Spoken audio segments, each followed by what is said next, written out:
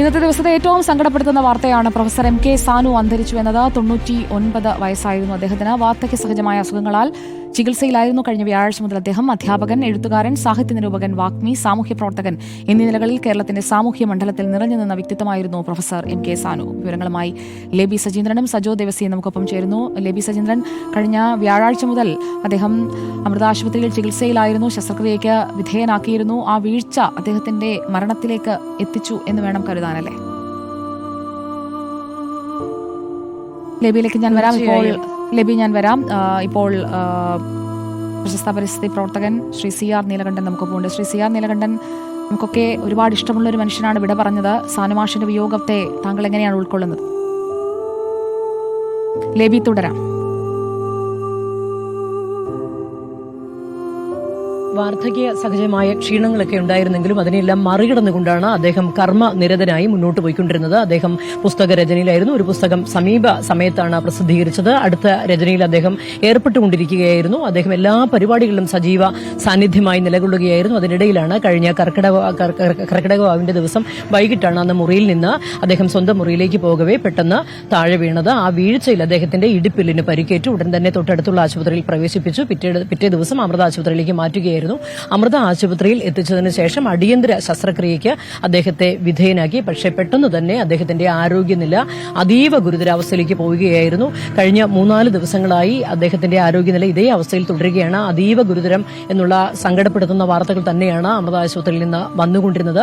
അതിനിടയിൽ ചെറിയ ആശ്വാസം എന്നുള്ള വാർത്ത വന്നെങ്കിലും പെട്ടെന്ന് തന്നെ കാര്യങ്ങൾ മാറിമറിഞ്ഞു. പിന്നെയും അദ്ദേഹം അബോധാവസ്ഥയിലേക്ക് പോയി. അദ്ദേഹത്തിന് ബോധം വീണ്ടും കിട്ടി എന്നൊക്കെ ആശുപത്രിയിലെ വാർത്താ ബുള്ളറ്റിനിൽ പറയുമ്പോഴും അദ്ദേഹം ശ്വാസം എടുക്കാൻ തന്നെ ബുദ്ധിമുട്ടുന്നൊരവസ്ഥയിലായിരുന്നു. ശരിക്കും ബുദ്ധിമുട്ടിൽ തന്നെയായിരുന്നു. അതീവ ഗുരുതരാവസ്ഥയിൽ തുടരുകയുമായിരുന്നു.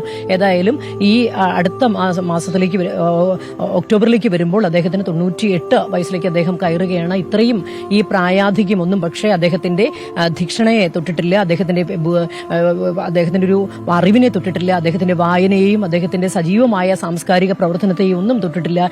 ഈ സമയം വരെ അദ്ദേഹം ഓരോ പരിപാടികളിലും സജീവമായി പങ്കെടുത്തുകൊണ്ടിരുന്ന സാനുമാഷിനെയാണ് നമ്മൾ കണ്ടത്. കഴിഞ്ഞ പിറന്നാളൊക്കെ ഈ പൗരാവലിക്ക് എറണാകുളത്തെ മുഴുവൻ ജനങ്ങളും ചേർന്നുകൊണ്ടാണ് അദ്ദേഹത്തെ വലിയ ആദരവർപ്പിച്ചുകൊണ്ട് പിറന്നാളൊക്കെ ആഘോഷിച്ചത്. എത്രയോ ദിവസങ്ങളുടെ പരിപാടികളായിരുന്നു. ചാവറ കൾച്ചറൽ സെന്ററിലേക്ക് വലിയ പരിപാടികൾ. ആ പരിപാടികളിൽ എല്ലാവരും അദ്ദേഹത്തെ സ്നേഹിക്കുന്നവരൊക്കെ ഇങ്ങോട്ട് ഒഴുകിയെത്തുന്ന ഒരു കാഴ്ചയായിരുന്നു. എത്രത്തോളം ഹൃദയ വായ്പാണ് ഈ നാടിന് അദ്ദേഹത്തോട് ഉണ്ടായിരുന്നത് എന്നതിന്റെ തെളിവ് കൂടിയായിരുന്നു കഴിഞ്ഞ അദ്ദേഹത്തിന്റെ പിറന്നാളിൽ ഉണ്ടായ ഒരു സുഹൃത്ത്, ഒരു സ്നേഹസംഗമം എന്ന് തന്നെ പറയാൻ സാധിക്കും.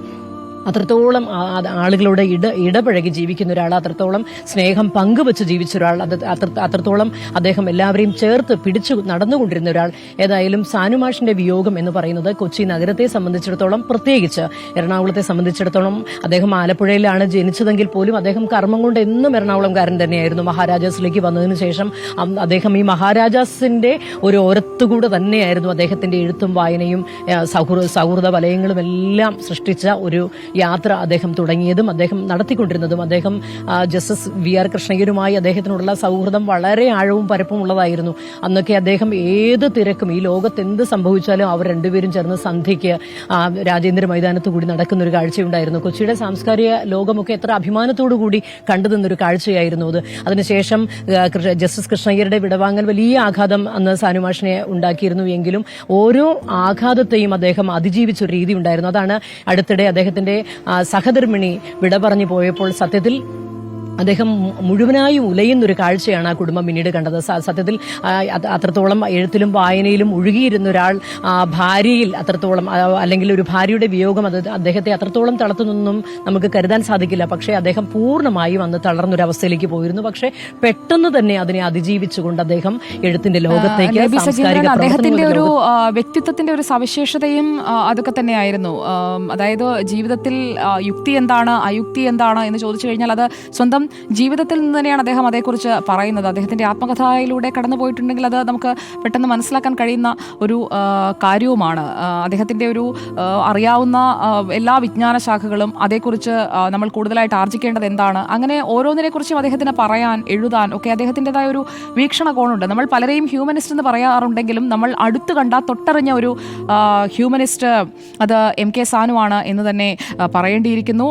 തന്നെക്കുറിച്ച്, പ്രപഞ്ചത്തെക്കുറിച്ച്, ചുറ്റുമുള്ളതിനെ കാണുന്നതിനെക്കുറിച്ച്, കണ്ടുമുട്ടുന്നവരെക്കുറിച്ച്, അങ്ങനെ പലതരത്തിലുള്ള ആശയങ്ങൾ മുന്നോട്ട് വയ്ക്കാൻ ഓരോ രചനയിലൂടെയും അദ്ദേഹത്തിന് കഴിഞ്ഞിരുന്നു എന്നതാണ് എം കെ സാനുവിൻ്റെ ചിന്തകൾ, അദ്ദേഹത്തിൻ്റെ എഴുത്തുകൾ അത് സവിശേഷമാക്കി നിർത്തുന്നത്. അങ്ങനെയാണ് അദ്ദേഹത്തിന് 1985 സാഹിത്യ അക്കാദമി പുരസ്കാരമടക്കം അദ്ദേഹത്തിലേക്ക് എത്തിയത്. പുരസ്കാരങ്ങൾക്കപ്പുറം മനുഷ്യരുടെ ഹൃദയത്തിൽ ഇടം നേടാൻ അദ്ദേഹത്തിന് കഴിഞ്ഞു എന്നതാണ്. ഒരു ജനപ്രതിനിധിയായി തെരഞ്ഞെടുക്കപ്പെട്ടപ്പോഴും അതിനു മുൻപും ശേഷവുമെല്ലാം എം കെ സാനു എന്ന സാനു മാഷ് ഒരേ രീതിയിൽ തന്നെയാണ് മുന്നോട്ട് പോയത്. പുരോഗമന ആശയങ്ങളെ മുന്നോട്ട് പിടിക്കുമ്പോഴും പുരോഗമന ആശയങ്ങൾക്ക് ഒപ്പം നീങ്ങുമ്പോഴും അദ്ദേഹം കൃത്യമായി തന്നെ ഏകാധിപത്യത്തോട്, സെൻസർഷിപ്പുകൾക്കെതിരെ ഒക്കെ കൃത്യമായി തന്നെ നിലപാടെടുത്തിട്ടുള്ള ആളുകൂടിയാണ്. സജോ ദേവസ്യ നമുക്കൊപ്പം തുടരുന്നുണ്ട്. സജോ ദേവസ്യ, സാനുമാഷയെക്കുറിച്ച് ഞാൻ ലേബിയും പറഞ്ഞുകൊണ്ടിരിക്കുകയായിരുന്നു. അദ്ദേഹത്തിൻ്റെ ഒരു സുഹൃത്ത് വലയമെന്ന് പറയുന്നത് കൊച്ചി എന്നാൽ സാനുമാഷാണ് എന്ന രീതിയിലാണ് അദ്ദേഹത്തെ കാണുന്നതിനായി. അദ്ദേഹത്തിൻ്റെ ആത്മകഥയിൽ പറയുന്നത് പോലെ തന്നെ അദ്ദേഹത്തെ അറിഞ്ഞ മനുഷ്യർ ഏറെയാണ് കൊച്ചിയിലല്ലേ? സുജയ, ഉറപ്പായും മലയാളത്തിന്റെ മഹാനഷ്ടം എന്ന് നിസ്സംശയം പറയേണ്ടി വരും. വിഖ്യാത എഴുത്തുകാരൻ എന്ന നിലയ്ക്ക് മാത്രമല്ല, അധ്യാപകനായിട്ടും സാംസ്കാരിക പ്രവർത്തകനായും സാമൂഹിക രംഗത്തും അങ്ങനെ അദ്ദേഹം ഇടപെടാത്ത മേഖലകൾ യഥാർത്ഥത്തിലില്ല. അദ്ദേഹത്തിന് ഈ അപകടം, വീട്ടിൽ വീണ് ഈ പരിക്ക് സംഭവിക്കുന്നതിന് തൊട്ട് പിറ്റേന്ന് യഥാർത്ഥത്തിൽ ശ്രീനാരായണ സേവാ സംഘത്തിന്റെ ഓഫീസിൽ അദ്ദേഹത്തിന്റെ ഒരു മാധ്യമ സമ്മേളനം അദ്ദേഹം തന്നെ താല്പര്യമെടുത്ത് വിളിച്ചു ചേർത്തിരുന്നു. സമീപകാല വിഷയങ്ങളിൽ പ്രതികരിക്കണം എന്ന് അദ്ദേഹം തന്നെ താല്പര്യമെടുത്തതിന് പിന്നാലെയാണ് ഇവിടുത്തെ സാംസ്കാരിക പ്രവർത്തകരോട് അദ്ദേഹം ആവശ്യപ്പെടുകയും ആ മാധ്യമ സമ്മേളനത്തിൽ അദ്ദേഹത്തെ കാത്ത് പോയിരുന്ന ആളാണ് ഞാൻ. അതിനിടയിലാണ് അതിന് വരാൻ കഴിയാതെ അദ്ദേഹത്തെ ആശുപത്രിയിൽ പ്രവേശിപ്പിക്കുന്നത്. അതായത് ഏറ്റവും ഒടുവിൽ പോലും സജീവമായിരുന്നു കേരളത്തിന്റെ സാമൂഹിക സാംസ്കാരിക മണ്ഡലങ്ങളിൽ എന്നതാണ് എടുത്തു പറയേണ്ട ഒരു കാര്യം. അങ്ങനെ ഓർമ്മിപ്പിക്കുന്നത് മാത്രമല്ല, അദ്ദേഹത്തെക്കുറിച്ച് ഏറ്റവും സവിശേഷമായി പറയേണ്ടത് ശ്രീനാരായണ ഗുരുദേവന്റെ ദർശനങ്ങളെ ഇത്രയും ആഴത്തിൽ പഠിക്കുകയും അത് മലയാളി മനസ്സുകളിലേക്ക് സന്നിവേശിപ്പിക്കാൻ ഇത്രയധികം പ്രവർത്തിക്കുകയും ചെയ്ത ഒരു മനുഷ്യൻ എന്ന നിലയ്ക്ക് കൂടി അദ്ദേഹത്തെ ഉറപ്പായും നമ്മൾ ഓർമ്മിക്കേണ്ടതുണ്ട്. ഗുരുദേവ ദർശനങ്ങൾ, അത് ഉറപ്പായും കേരളത്തിന്റെ സാമൂഹിക നിർമ്മിതിയിൽ ഗുരുദേവ ദർശനങ്ങൾക്ക്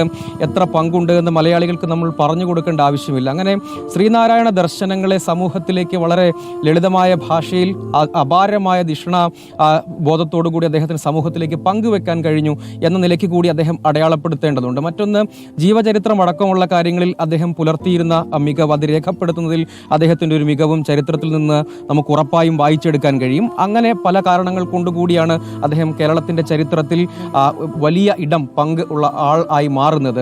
അദ്ദേഹം സാമൂഹിക പ്രവർത്തകൻ, അധ്യാപകൻ, എഴുത്തുകാരൻ, നിരൂപകൻ, ക്രിട്ടിക് എന്ന നിലയ്ക്കൊക്കെ വിലയിരുത്തുമ്പോഴും അദ്ദേഹം ഒരു ജനപ്രതിനിധി കൂടിയായിരുന്നു. എറണാകുളത്തെ അദ്ദേഹം മത്സരിക്കുമ്പോൾ എതിർ സ്ഥാനാർത്ഥികളുടെ കോട്ടയായിരുന്ന എറണാകുളത്ത് നിന്നാണ് ജയിച്ച് അദ്ദേഹം നിയമസഭാംഗമാകുന്നത് എന്നൊരു ചരിത്രവും അദ്ദേഹത്തെ സംബന്ധിച്ചിടത്തോളം ഉണ്ട്. അതും സവിശേഷമായ പ്രത്യേകതയാണ്. അത്രയും സ്വീകാര്യത അദ്ദേഹത്തിന് സമൂഹത്തിൽ ഉണ്ടായിരുന്നു. അദ്ദേഹത്തെ അന്ന് ഇടത് നേതൃത്വം സമീപിക്കുമ്പോൾ അദ്ദേഹം സ്വതന്ത്രമായ നിലപാടാണ് എല്ലാ കാലത്തും പുലർത്തിപ്പോന്നിരുന്നത്. പക്ഷെ അദ്ദേഹത്തിന്റെ സ്വീകാര്യത തിരിച്ചറിഞ്ഞാണ് അദ്ദേഹത്തെ എറണാകുളത്ത് മത്സരിപ്പിക്കുന്നത്. അങ്ങനെ പലവിധ കാരണങ്ങൾ കൊണ്ട് എല്ലാ രംഗത്തും വ്യക്തിമുദ്ര പതിപ്പിച്ച ബഹുമുഖ പ്രതിഭയായിരുന്നു.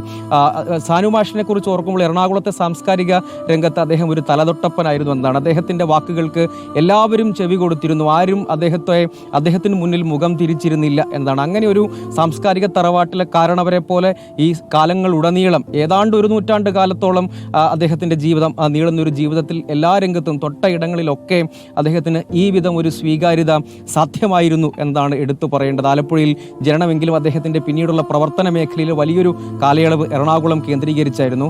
ഔദ്യോഗിക ജീവിതം എന്ന അധ്യാപക വൃത്തിയിൽ അദ്ദേഹത്തിന് വലിയ ശിഷ്യ സമ്പത്തുണ്ട്. കേരളത്തിലുടനീളം രാജ്യത്താകെയും അവരൊക്കെ പിന്നീട് പോയി. അങ്ങനെ വലിയൊരു ശിഷ്യ സമ്പത്ത് അദ്ദേഹത്തിനുണ്ട്. അങ്ങനെ അധ്യാപകൻ എന്ന നിലയ്ക്ക് അദ്ദേഹത്തിന്റെ ശിഷ്യ സമ്പത്ത് തന്നെ എടുത്തു പറയേണ്ട കാര്യമാണ്. പിന്നീട് അദ്ദേഹം 40ഓളം വിവിധങ്ങളായ ഗ്രന്ഥങ്ങൾ രചിച്ചു. അതുകൂടാതെ ആനുകാലികങ്ങളിലടക്കം അദ്ദേഹത്തിന്റെ രചനകൾ, അതിലെ അദ്ദേഹം പ്രകടിപ്പിച്ചിട്ടുള്ള അപാരമായ അദ്ദേഹത്തിന്റെ ആ വൈജ്ഞാനിക രംഗത്ത് അദ്ദേഹത്തിന്റെ സംഭാവന എന്നത് എടുത്തു പറയുമ്പോഴും അദ്ദേഹം സാമൂഹിക രംഗത്തും വൈജ്ഞാനിക രംഗത്തും ഒരേപോലെ ഒരേ സമയത്ത് തന്നെ അദ്ദേഹത്തിന് വലിയ സംഭാവനകൾ ചെയ്യാൻ കഴിഞ്ഞു. ഒപ്പം നമ്മുടെ സമൂഹം മതനിരപേക്ഷമായിരിക്കേണ്ടതിൻ്റെ അതിൽ ഊന്നിക്കൊണ്ട് അദ്ദേഹം സജീവമായി പ്രവർത്തിക്കാൻ കഴിഞ്ഞു. കാരണം ഈ സമൂഹത്തെ മതനിരപേക്ഷമായി, ഈ സമൂഹത്തെ ഐക്യത്തോടുകൂടി നിലനിർത്താൻ വലിയ സംഭാവന ചെയ്ത ആളാണ്. ഏറ്റവും ഒടുവിലും അതിനുവേണ്ടി പരിശ്രമിച്ച വ്യക്തിയാണ്. അങ്ങനെ ഏറ്റവും ഒടുവിലും സമൂഹത്തോട് സംസാരിക്കാൻ ആഗ്രഹിച്ചിരിക്കുകയാണ് അദ്ദേഹത്തിന് ഈ വീഴ്ചയിൽ പരിക്ക് പറ്റുന്നതും പിന്നീട് അദ്ദേഹത്തെ ആശുപത്രിയിലേക്ക് മാറ്റുന്നതും. അദ്ദേഹത്തിൻ്റെ കൃതികൾ, അങ്ങനെ അദ്ദേഹം സാഹിത്യരംഗത്ത് വലിയ സംഭാവന, അത് നമുക്ക് നിസ്തർക്കമാണ്. അത്രയധികം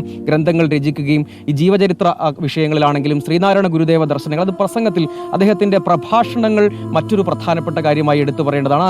അതാണ് ഈ വൈജ്ഞാനിക രംഗത്ത് അദ്ദേഹത്തിൻ്റെ സംഭാവനകളുടെ വൈപുല്യം, അതിൻ്റെ വ്യത്യസ്തത ഒക്കെ നമ്മൾ പരിശോധിക്കുമ്പോഴാണ് അങ്ങേയറ്റം ഇത്ര വലിയ ദിഷ്ണാശാലിയായ വിഖ്യാതമായ എഴുത്തുകൾ നിരവധി അദ്ദേഹത്തിൻ്റെ തൂലികയിൽ നിന്ന് പുറത്തു വന്നിട്ടുണ്ട്. അങ്ങനെ സമൂഹത്തോട് കഴിയാൻ വിധം എല്ലാ മാർഗത്തിലും അദ്ദേഹം സംസാരിച്ചിട്ടുണ്ട്. അങ്ങനെ നമ്മുടെ സമൂഹത്തെ, ഈ കേരളീയ പൊതുമണ്ഡലത്തെ ഈ വിധം നിലനിർത്തുന്നതിന് സംഭാവനകൾ നൽകിയ മഹാന്മാരുടെ പട്ടികയിൽ ഉറപ്പായും ഇടമുള്ള ഒരു വ്യക്തിയാണ് വിട പറയുന്നത് എന്ന വേദന ഉണ്ട്. പലതവണ അദ്ദേഹത്തിൻ്റെ പരിപാടികൾ, അതായത് എറണാകുളത്തെ സാംസ്കാരിക പരിപാടികളിൽ സാനുമാഷിൻ്റെ ഒരു സാന്നിധ്യത്തെ വലിയ പ്രാധാന്യത്തോടുകൂടി എല്ലാവരും കണ്ടിരുന്നു. അതിൽ സാനുമാഷ് എന്ന പേര് വന്നാൽ അതിന് മറിച്ചൊരു അഭിപ്രായം എവിടെയും ഉണ്ടായിരുന്നില്ല എന്നാണ്. അങ്ങനെ രാഷ്ട്രീയ രംഗത്ത്, സാമൂഹിക രംഗത്ത്, സാംസ്കാരിക രംഗത്ത്, എഴുത്തിൻ്റെ മേഖലയിൽ, നിരൂപണത്തിൻ്റെ മേഖലയിൽ, സാമൂഹിക വിഷയങ്ങളിൽ ഒന്നടങ്കം അദ്ദേഹം ഇടപെടുകയും പ്രവർത്തിക്കുകയും അവയിലൊക്കെ ഒരു ശ്രീനാരായണ ദർശനത്തിൻ്റെ വലിയ മാനവികത എല്ലാ കാലവും പങ്കുവെച്ചൊരു മനുഷ്യനാണ് വിട പറഞ്ഞു പോകുന്നത്. അതുകൊണ്ട് ആ കാരണങ്ങൾ കൊണ്ട് തന്നെ അത് മലയാളത്തിന് വലിയ നഷ്ടമാകുന്നുണ്ട്, കേരളീയ പൊതുസമൂഹത്തിന് വലിയ നഷ്ടമാകുന്നുണ്ട്, നമ്മുടെ മതനിരപേക്ഷ സമൂഹത്തിന് വലിയ നഷ്ടമാകുന്നുണ്ട് എന്നത് എടുത്തു പറയേണ്ടതുണ്ട്. എപ്പോഴും അദ്ദേഹത്തിൻ്റെ പ്രഭാഷണങ്ങളിൽ പ്രാധാന്യത്തോടുകൂടി കാണേണ്ട ഒരു കാര്യം, ശ്രീനാരായണ ദർശനങ്ങളെ ഈ കാലത്ത് ഏറ്റവും മനോഹരമായി അവതരിപ്പിക്കാനും അത് ആളുകളിലേക്ക് നിരന്തരമായി പങ്കുവെക്കാനും അദ്ദേഹം നടത്തിയ പരിശ്രമങ്ങളെ അത്യന്തം നമ്മൾ എടുത്ത് ആവർത്തിച്ച് പറയേണ്ടതുണ്ട്. കാരണം ഈ കാലത്ത് ആ ഗുരുദേവ ദർശനങ്ങളെ ഇത്ര ഭംഗിയായി സമൂഹത്തിൻ്റെ എല്ലാ തട്ടിലും, അത് സാഹിത്യ സാംസ്കാരിക രംഗത്ത് മാത്രമല്ല എല്ലാ തട്ടിലും പ്രവർത്തിക്കുന്ന മനുഷ്യരിലേക്ക് എത്തിക്കാൻ അദ്ദേഹത്തിന് കഴിഞ്ഞു. ഒപ്പം അദ്ദേഹത്തിൻ്റെ നിരൂപണ കൃതികളും ആ സാഹിത്യ രംഗത്ത് എക്കാലവും വലിയ സവിശേഷ ശ്രദ്ധ അർഹിക്കുകയും അതിന് വലിയ അംഗീകാരങ്ങൾ ലഭ്യമാവുകയും ചെയ്തിട്ടുണ്ട്. അദ്ദേഹത്തിൻ്റെ ആ മികവ് തന്നെയാണ് കേരള സാഹിത്യ അക്കാദമി അവാർഡുകൾക്കപ്പുറത്ത്, അവാർഡുകൾ എന്ന കള്ളിയിലോ ചതുരത്തിലോ ഒതുക്കാൻ കഴിയുന്ന വ്യക്തിത്വമല്ല. അത്രയേറെ നമ്മുടെ വൈജ്ഞാനിക മേഖലയ്ക്ക് ഇത്രമേൽ സംഭാവന ചെയ്ത ഒരു വ്യക്തിത്വം എന്ന നിലയ്ക്ക് അത് അദ്ദേഹത്തിൻ്റെതായ ദർശനങ്ങളിൽ ഊന്നിയുള്ളതായിരുന്നു.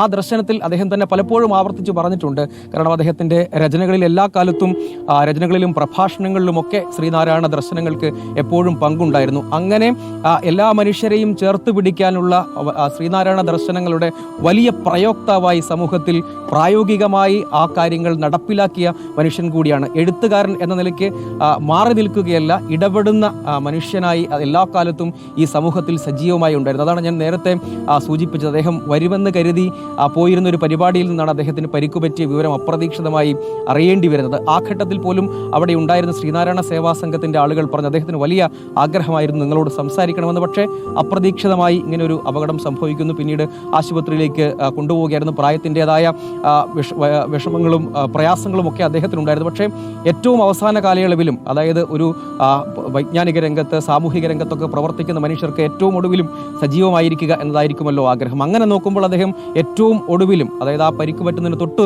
ആ സമയം വരെയും അദ്ദേഹം സജീവമായിരുന്നു എന്നത് എടുത്തു പറയേണ്ടതാണ്. അങ്ങനെ എല്ലാ രംഗത്തും അദ്ദേഹത്തിൻ്റെ സംഭാവനകൾ എക്കാലവും മലയാളം ഉള്ളിടത്തോളം കാലം ഓർമ്മിക്കപ്പെടും, സ്മരിക്കപ്പെടും എന്ന കാര്യത്തിൽ തർക്കമൊന്നുമില്ല. അത്രയും വലിയ സംഭാവനകൾ നീക്കിയിരുപ്പായി കേരളത്തിന് നൽകിയിട്ടാണ്, ഈ സമൂഹത്തിന് പങ്കുവച്ചിട്ടാണ് അദ്ദേഹം കടന്നു പോകുന്നത്. ശ്രീനാരായണ ഗുരുദേവന്റെ ദർശനങ്ങൾ തന്നെയാണ് അത് കേരളത്തിൻ്റെ നവോത്ഥാന രംഗത്ത് എത്രത്തോളം പങ്കുവഹിച്ചിട്ടുണ്ട്, സംഭാവന വഹിച്ചിട്ടുണ്ട്, കേരളത്തിന്റെ സാമൂഹിക പരിഷ്കരണത്തിനും നവീകരണത്തിനും പലപ്പോഴും ഗുരുദേവ ദർശനം എന്താണെന്ന് മറന്നു പോകുന്ന സാഹചര്യങ്ങൾ ഉണ്ടാകുമ്പോഴൊക്കെ അദ്ദേഹം അത് ഓർമ്മപ്പെടുത്തിക്കൊണ്ട് തുറന്നെഴുത്തുകൾ ഒക്കെ നടത്തിയിട്ടുള്ളതാണല്ലോ. കാരണം പ്രാക്കുളം സമ്മേളനത്തിൽ എല്ലാവർക്കും അംഗത്വം നൽകണമെന്ന് അന്ന് ശ്രീനാരായണ ഗുരുദേവൻ പറഞ്ഞതാണ് എന്ന് തുറന്നടിക്കാനൊക്കെ ഒരു സാനുമാഷേ ഉണ്ടായിരുന്നുള്ളൂ.